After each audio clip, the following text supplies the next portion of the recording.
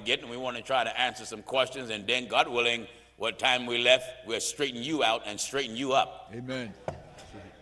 All right, Dan the man, come on. This letter comes from Ethiopia in Africa. It says, hello, Pastor Jennings, please can you try to have a temple here in Ethiopia because we need the truth. Nobody is preaching the truth. Ethiopia in Africa.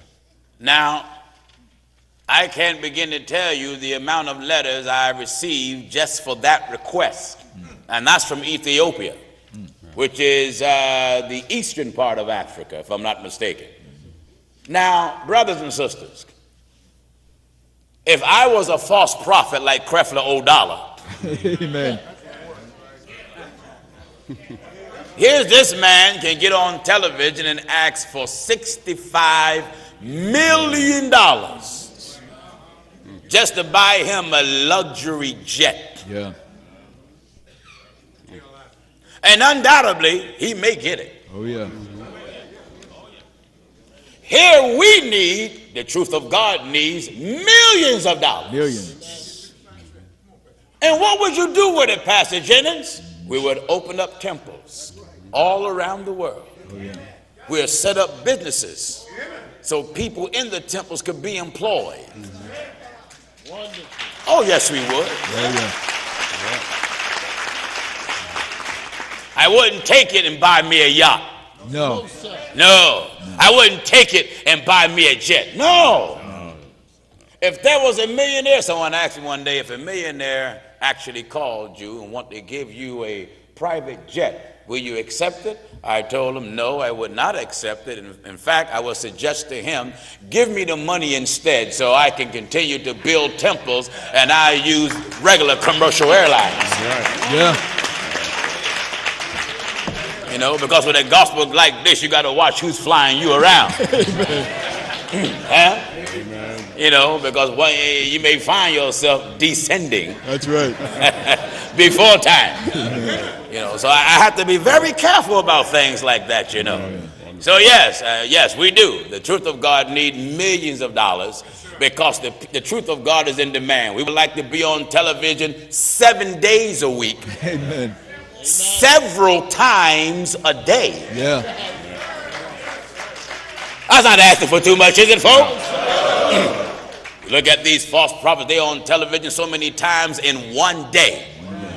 And what are they telling you and I? Nothing. The truth of God need to be on 7 days a week, so many times a day, and need to be on demand. That's right. That way you fall asleep, you wake up in the middle of the night, you can put it right back on. Right back on. We need our own satellite. Yeah. Thank God, so it can be aired as often as we want it to be aired, 24 hours a day. Yeah. That's what the truth of God needs. So yes, I pray God that one day the Lord blesses to open up a temple, not just in Ethiopia, not one temple in Ethiopia, but throughout Ethiopia and throughout the world. All right, come on, Dan. All right, this letter comes from Watkinsville, Georgia. It says, Apostle Gino Jennings, please be advised. I listen to your telecast every Sunday evening at 11 p.m. I cannot wait until it comes on. Please send all information possible. You have the correct facts. My address is, and he gives his address. This is from Shady Grove Baptist Church, Reverend Willie Baldrick. Wonderful. Watkinsville, Georgia. Shady Grove. Wonderful. Yeah. Baptist pastor wrote us. Wonderful. Said he's watching the program. He agree with the stuff.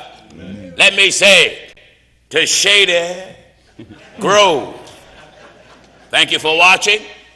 This is what I want to encourage you to do, brother minister. Repent of your sins. Let's get ready to obtain the right baptism. In the name of Jesus Christ.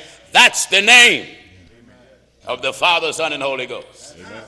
And then come aboard the Truth of God train. Yes, sir. All aboard. All aboard. Glory to God. The Truth of God train. And I'm telling you, the train is picking up passengers all over. That's right, sir. I want to say this why it come to mind, in case many of my viewers didn't know. And the earlier part of this year, in the month of February, we held our first National Hispanic Convocation, and it was held in Jacksonville, Florida, and it was jam-packed, and it was a beautiful meeting, God knows. Not only are souls leaving the churches, but even preachers, pastors, are leaving their organization and bringing their entire congregations with us. We have a bishop out of Nassau, Bahamas. He was the bishop and the overseer of the Bahama Islands. And he tuned in. He was in the UPC. And United Pentecostal fellas, you watching, and I know you are. You may not admit it, but you are. Because I get so many letters from you. Fighting for your second wives. So this brother in the Bahamas did not believe in remarriage and divorce, and did not believe in women preachers, and believed that women should have their head covered, but didn't know that there was someone standing for it until some of his followers told him about the truth of God. He said he could not believe that someone was standing in America or even on the earth, these was his words, preaching this type of message. Amen.